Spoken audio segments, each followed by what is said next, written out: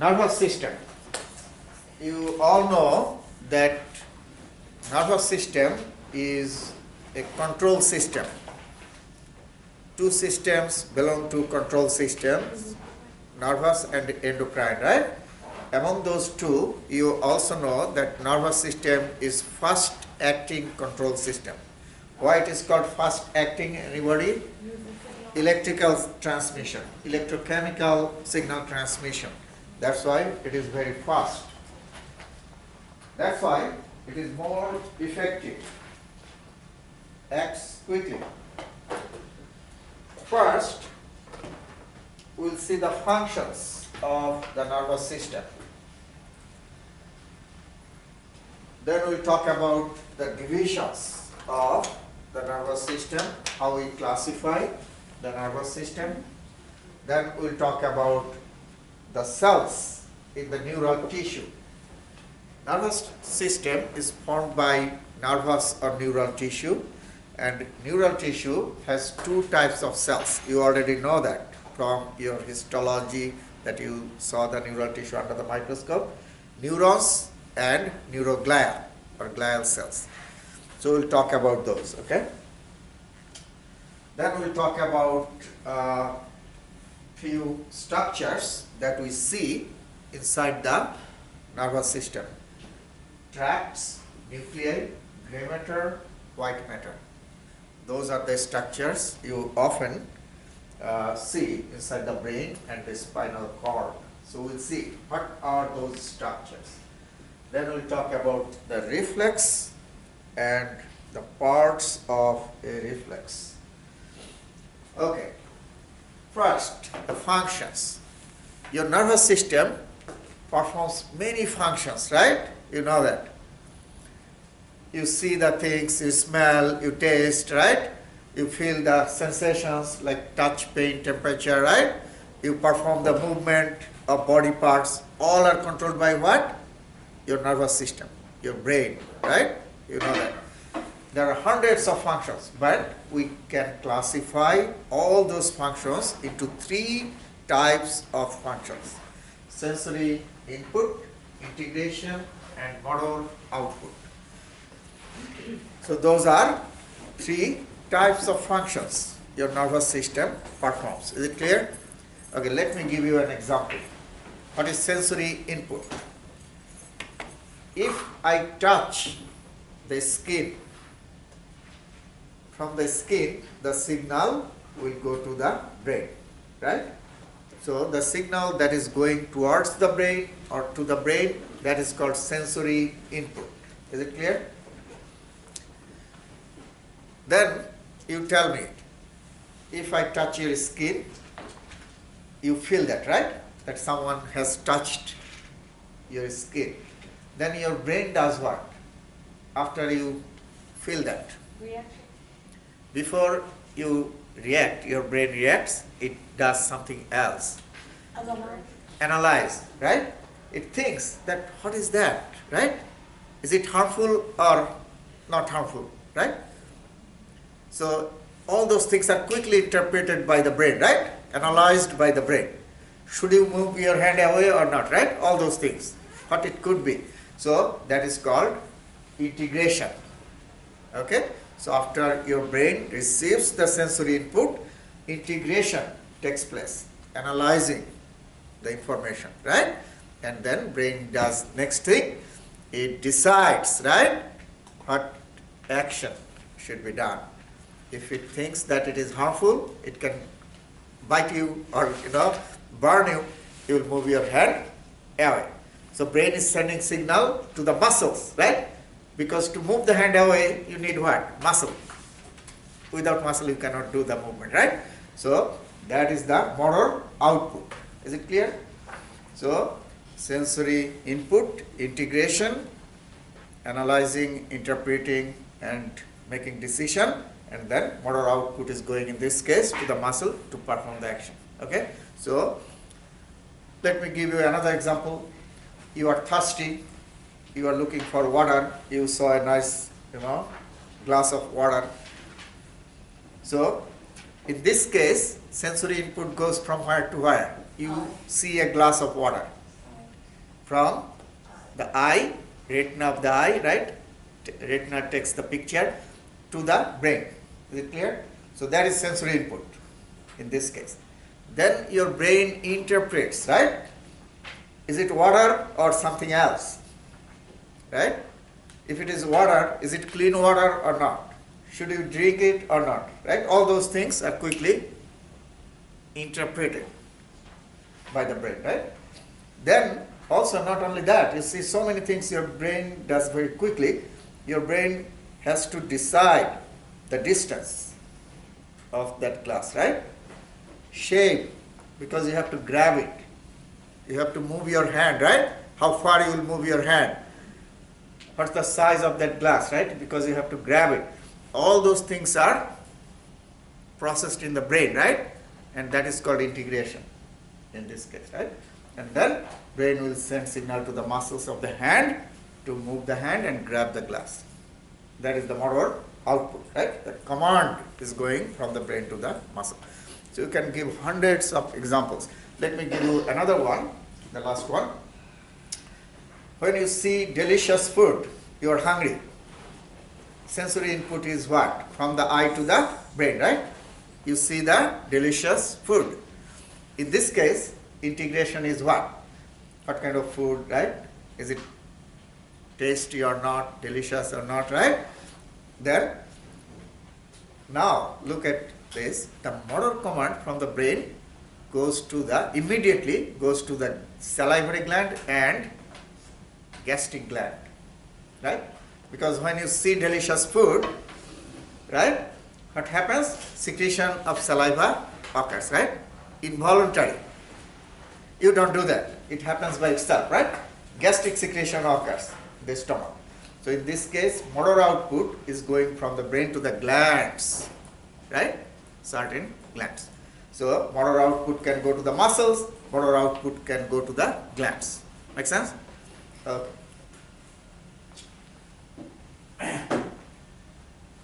Now, divisions of the nervous system.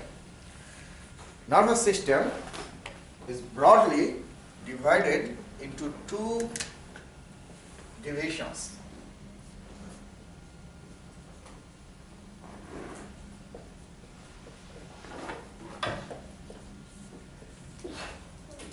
Central nervous system or CNS and peripheral nervous system or PNS. Central nervous system consists of the brain and the spinal cord. So this is the brain and this is the spinal cord. Okay? And peripheral nervous system consists of the nerves.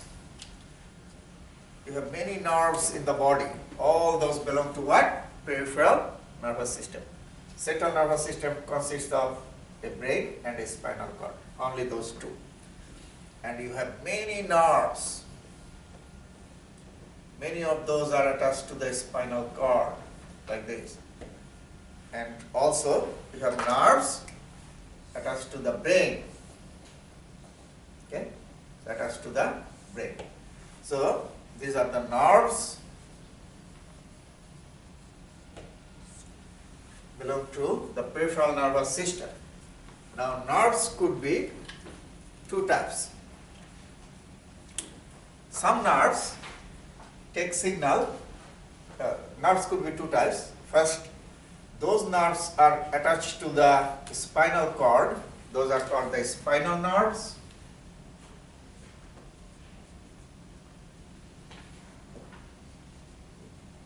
Okay? And those are directly attached to the brain. Those are called cranial nerves. Cranial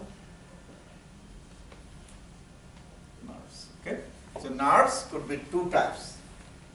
Spinal are attached to the spinal cord, very simple, and cranial. This is the cranial cavity, you know that.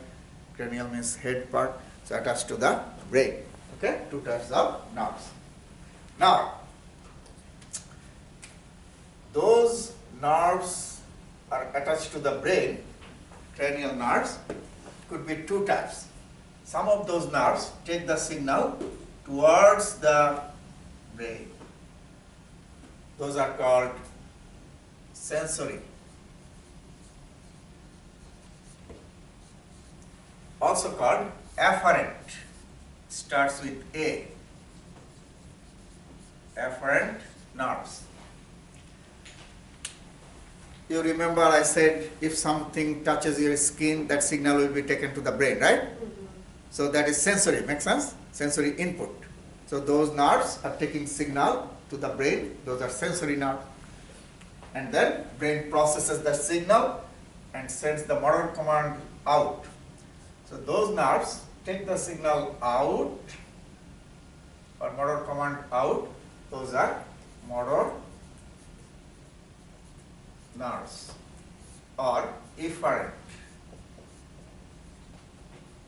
Remember, exit starts with E, arrive start with A. If you think that way, it will be easy. Okay? So the cranial nerves could be two types: sensory or afferent, and motor or what? Efferent. Okay? So sensory or afferent starts with A, and motor or efferent. Okay? Now, motor nerve could be two types.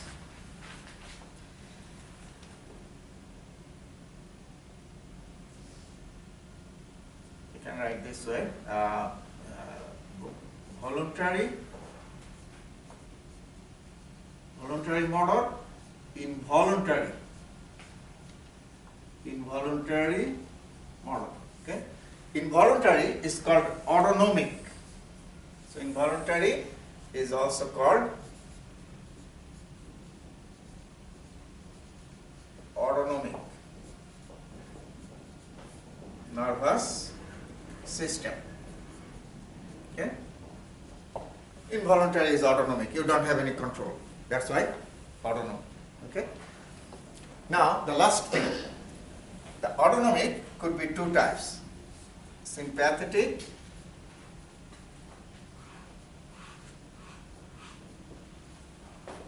nervous system and parasympathetic nervous system. Okay? So this is the classification of your nervous system.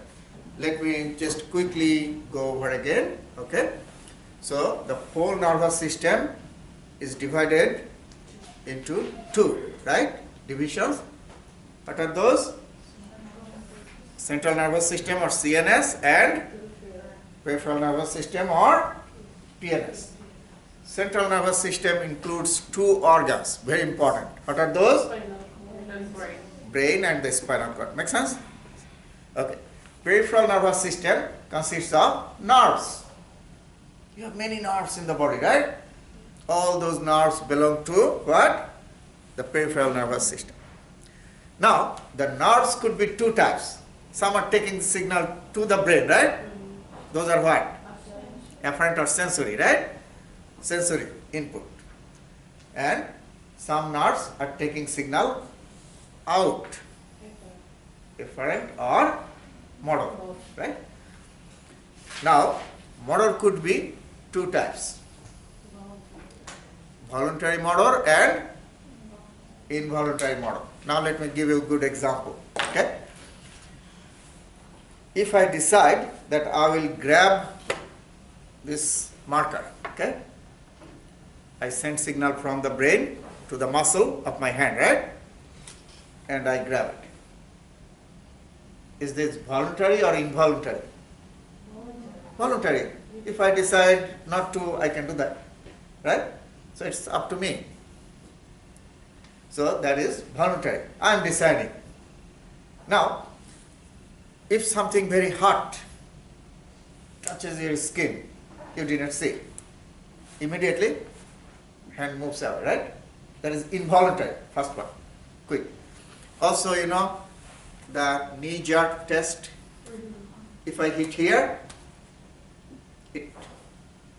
by itself goes like this, right? You don't do that.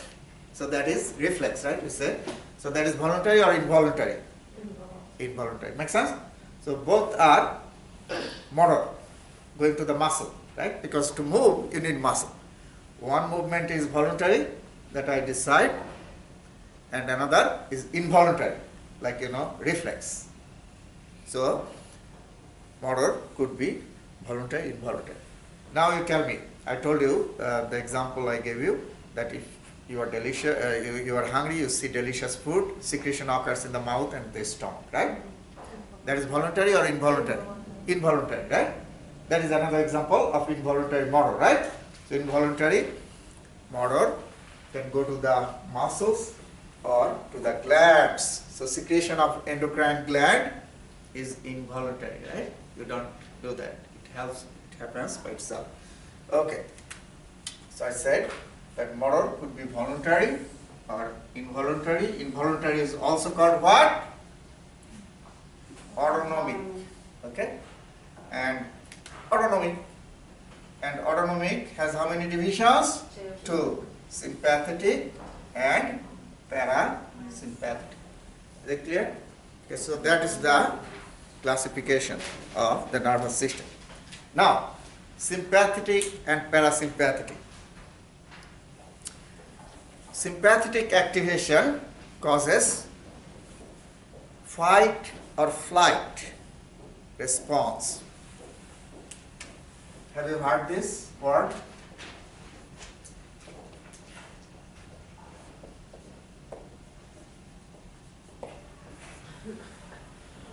Have you heard this?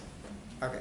So, when sympathetic activation occurs, sympathetic nervous system becomes activated, what happens? The symptoms are like your heart rate will increase, your blood pressure will increase, right? Your muscle tone will increase. So you are like the situation when you are scared, you want to run away or you want to fight, right? So what happens in those situations? That is sympathetic activation. Result of sympathetic activation. Your heart rate increases, blood pressure increases, right? When you are excited, your respiratory rate increases, your muscle tone increases, so sympathetic. Parasympathetic is just opposite. When parasympathetic activation occurs, your body relaxes. Is it clear? That means what? Heart rate? Down. Blood pressure? Down, right? Muscle tone? Down. Less, right? Relaxed. So you are, watching nice, beautiful, scenery, sitting on the couch, right? It's a relaxed condition, parasympathetic. So those are two divisions of the autonomic nervous system. This is a nice chart, picture, you see, brain and the spinal cord, so central nervous system, and these are the nerves shown by two different colors. So those are going towards the brain, sensory or afferent. Those are taking the signal out, motor or efferent. Okay.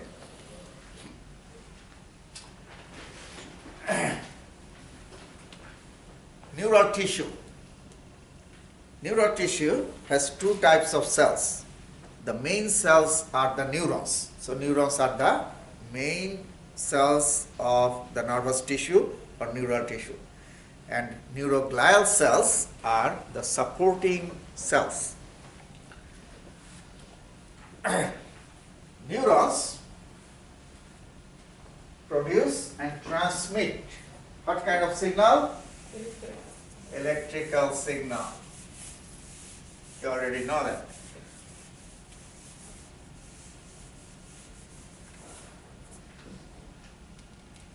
So this is a neuron. You know the neuron, right? This is axon, terminal. This is another neuron, next neuron, dendrites. And what happens from the axon terminal, neurotransmitters or neurochemicals are released. So electrical signal travels very fast and releases neurochemicals here, and then the signal is taken by the neurotransmitters to the next neuron. Okay? Then again goes here and releases neurotransmitter. So that is the function of the neuron. That's why we say electrochemical signal transmission.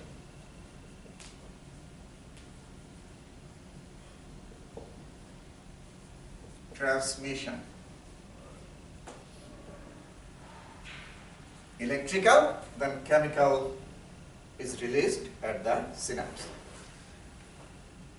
Neuroglial cells are also called glial cells, and the supporting cells perform a number of important functions. Some important functions include some neuroglial cells can migrate towards the injured area. If in your brain anywhere you get injury, some neuroglial cells can move there, okay, and they can engulf the dead cells, that is phagocytized microorganisms or neuronal debris. So dead cells are engulfed by them. Some neuroglial cells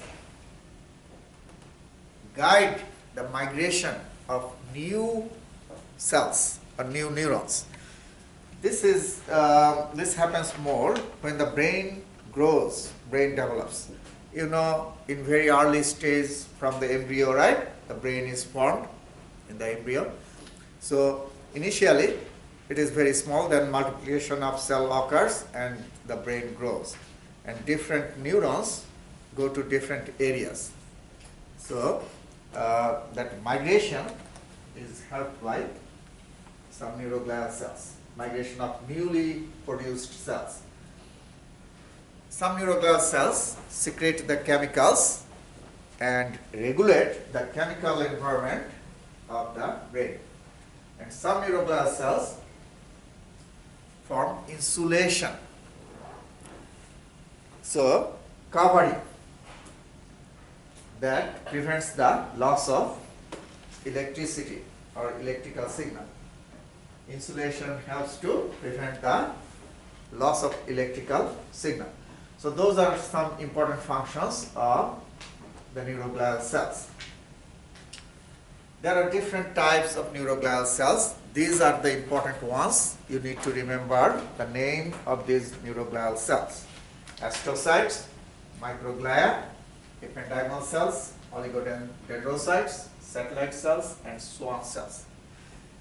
Among these, last three, oligodendrocytes, satellite cells, and Schwann cells, they form insulation. They form what? Insulation, covering. Okay?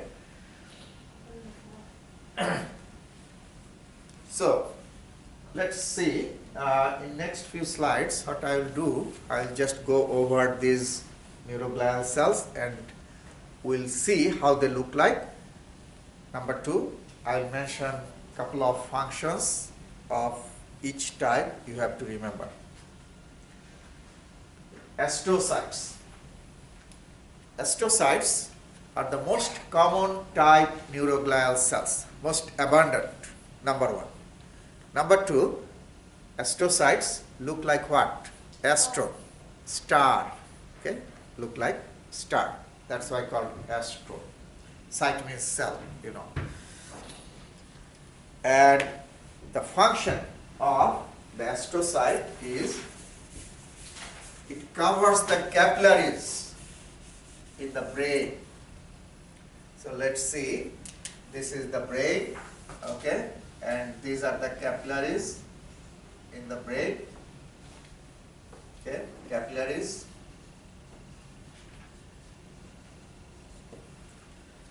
And this is an astrocyte, this is another astrocyte. Astrocytes have processes like this, and these processes form footstep like structure like this and covers the outer surface of the capillary like this. Okay, so this one sends the process and put a step like this that covers the outer layer or lining of the capillary. Okay, another one here sends like this and covers the capillary. So that's why the capillaries in your brain have extra layer formed by the astrocytes. Okay, extra layer around them. Is it clear? Sending processes and they are covering the capillaries, which is very important because your brain tissue is highly sensitive, right? So extra layer around the capillary will prevent the toxic chemicals from getting out from the blood to the brain. Okay, so that is called the blood-brain barrier. Blood-brain barrier. Okay, this is only present in the capillaries of your brain, not in the other parts of the body. So you see, blood-brain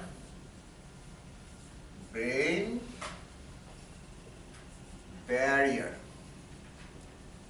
BBB, okay, helps to form the blood-brain barrier, separates the blood and the brain tissue. Here now you see, that is the capillary, the red one, right, and a layer around it by astrocyte. So I gave you 3 important information about astrocyte. Number 1, this is the most abundant, common, right? Neuroglial cells. Number 2, I said what? Looks like stars. And number 3, the function forms the blood-brain barrier, right? Around the capillary. Microglia, another type of neuroglial cells, and they are like macrophages. Anybody remember macrophage? Macrophage does what? Phagocytosis, right? Engulf. You should use anatomical term, phagocytosis. Okay, so same function. Microglial cells can engulf the dead cells in the brain or nervous tissue and also can engulf the microorganisms. If any bacteria or virus or other type of microorganism enters into the brain, they will engulf them. Okay? So defensive function, is it clear? Defensive function, protects your brain. Ependymal cells. Ependymal cells are present inside the brain where you have the cavities. Now, inside the brain, you have few cavities. For example, this is a large cavity inside the brain that is called ventricle. Okay, ventricle. And this cavity is filled with fluid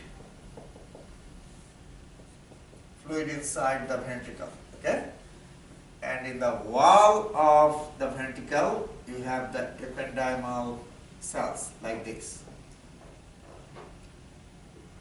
And the ependymal cells have cilia, soft hair-like structures like this. Okay? They have cilia. And this cilia always move like this. So the fluid can move, okay, inside the ventricle.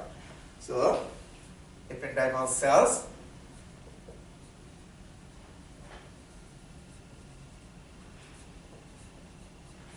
are present where? Inside the ventricles, cavities in the brain, and they have soft hair-like structures called what? Cilia. And cilia beat, move, to move the fluid. Okay? So, which is important. Fluid should move and get out, and new fluid should be secreted there. Okay?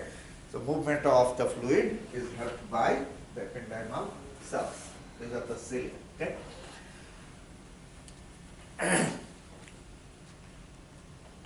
And Now we'll talk about last three neuroglial cells: oligodendrocytes, satellite cells, and Schwann cells.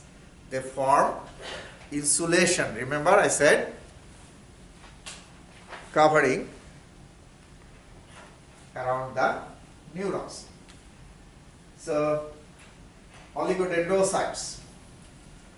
Oligodendrocytes, this is the oligodendrocyte, this is the nucleus inside the cell body, and these are the processes. And these processes wrap the nerve fibers multiple times like this. Okay, you see here. So oligodendrocyte covers the nerve fibers. You know, in your house you have electrical wires, right? And electrical wires are always covered, right? Insulated, right? So nerve fibers are like that. Electrical signal transmission, right, occurs through the nerve fibers. So should be covered. That does two things. One is prevents the loss of electricity, and number two, helps in transmission, faster transmission of electrical signal. Make sense? So this is efficient way of transmission of signal. So now oligodendrocytes form myelin sheath. This is called myelin sheath that wraps the nerve fibers or axons, and where around the nerves in the central nervous system, not in the peripheral nervous system. You have to remember this. Okay, oligodendrocytes form covering or myelin sheath or insulation in the central nervous system. Satellite cells and Schwann cells. These are satellite cells, another type of neuroglial cells. They form covering around the cell body of the neuron, not around the axon, not around the fiber, cell body. So satellite cells cover the cell body, and Schwann cells cover the axon or nerve fiber. Okay? So these are the Schwann cells. Where in the neurons of the peripheral nervous system or PNS. So oligodendrocytes in CNS and satellite cells and Schwann cells in the PNS, and satellite cells around the cell body and Schwann cells around the axon or nerve fiber, same thing. So remember that those are three neuroglial cells. They form insulation. Now we'll talk about the main cells of the neural tissue. Main cells are called the neurons, and neurons are different than other cells of the body. How neurons are different? Neurons are very sensitive, highly sensitive cells. They don't normally, usually, there are exceptions, okay? So that is called amitotic, absence of mitosis. Mitosis is cell division, you know that. A means absence. So amitotic, normally. Long-lived. Although neurons are highly sensitive, but if you don't bother them, they will stay alive for 100 years or more. Okay? You know, many cells just, stay alive for a few days. White blood cells, right? Platelets. Red blood cells, 3 to 4 months. After 3 to 4 months, they die, right? Skin cells are always dying, right? So some cells die. The lifespan is very short, right? But neurons have long lifespan. But there is a condition. What is the condition? you should not disturb them. How? Because they are highly sensitive. That's why they are protected. You know, your brain is heavily protected because neurons are highly sensitive, right? If you open the brain, just, let the brain get, contact to the air, brain tissue will start to die. Okay? So, very sensitive. But if you can protect them, don't bother them, right? Give them continuous supply of oxygen and nutrients, glucose, neurons will stay alive for 100 years or more. Makes sense? So, these are the properties or characteristics of the neurons. That's why neurosurgeons must be very careful, right? Most careful when they do operate the brain. Have to be very careful. Okay. So, I'm repeating again. Neurons are short or long-lived? Long-lived. Okay. Neurons are sensitive or less sensitive? More sensitive or less sensitive? Highly sensitive, right? Neurons can multiply usually or not? Not. Amitotic, right? And neurons need continuous supply of oxygen and glucose. Is it clear? You know, if I stop blood circulation to my hand, like pressing strongly here, okay? Still, your hand, the tissue will stay alive. If I hold it like 1 minute. Now, if I hold 1 minute strongly here, what will happen? You will become unconscious or may die, right? If blood doesn't go to the brain will not get the oxygen, neurons will die. Make sense? So you need continuous supply of oxygen and nutrients. Otherwise, neurons die. And what kind of signal? Electrical signal transmission. Now the parts of a neuron. If you see a typical neuron, typical means most common. You already know neuron has a cell body and the processes from one side of the cell body, multiple short branching processes arise. These are called what? Dendrites. So, these are dendrites. Short, multiple, and branching are present. And this is the cell body. Inside the cell body you have what? Nucleus, right? So this is the nucleus. And in the cytoplasm of the neuron, you have dense granules. These are the granules called the nissal granules or nissal bodies. Nissal bodies or nissal granules. And this is the axon. Axon is single, one and long, comes out from the other side of the dendrites. And the end of the axon is called axon terminal. Axon what? Terminal. Makes sense. Terminal is the end.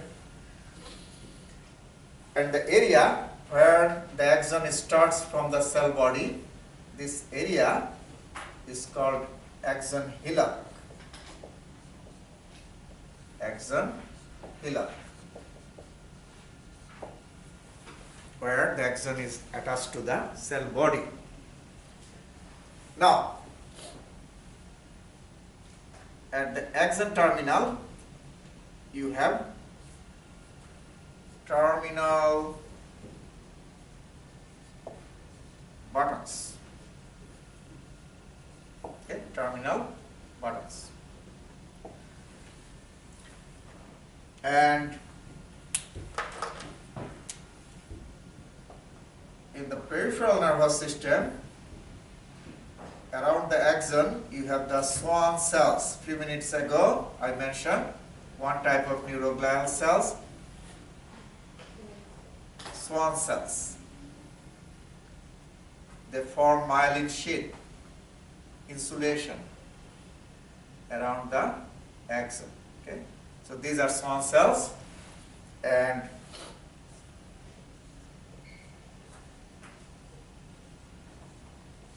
Schwann cells form myelin sheath. So this is myelin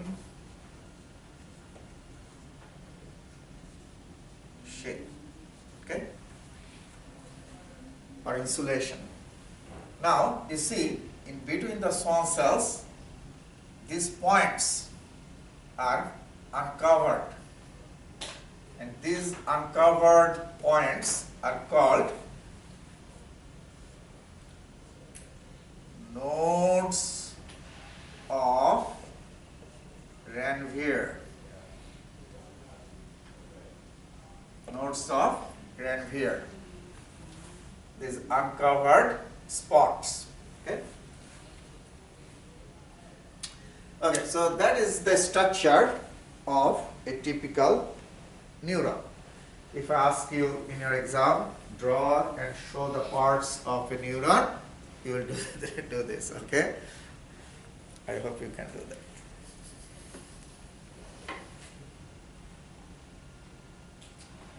Okay.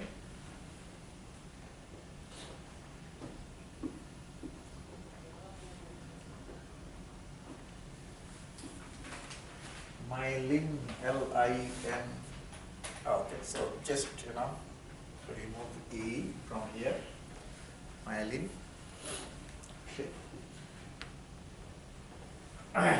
Okay, now, inside the brain, we see some structures. We see gray matter, white matter. Some areas are gray, some areas are white. If you see the brain, this is the brain. The outer surface of the brain is gray, called the gray matter. Okay? So this is called the cerebral cortex, which is gray matter. Okay? And inner part is white. That's why it is called white matter. Okay? So in the brain, outer layer is gray and inner part is white. Now, if I see the spinal cord, if I cut here and see, what I'll see that inner part is gray, like this part is gray matter and outer part is white matter. So only in the brain, outer is gray, inner is white. Rest part, like in the spinal cord and brain stem, outer part is white and inner part is gray. It's opposite. Okay. Now, the question is, why the outer layer of the brain looks gray and inner part looks white? Let me explain that. Okay. If you see the outer part under the microscope, what you will see many cell bodies of neurons at cluster. So these are the cell bodies of neurons. All cell bodies are here in the outer layer. And these are the axons.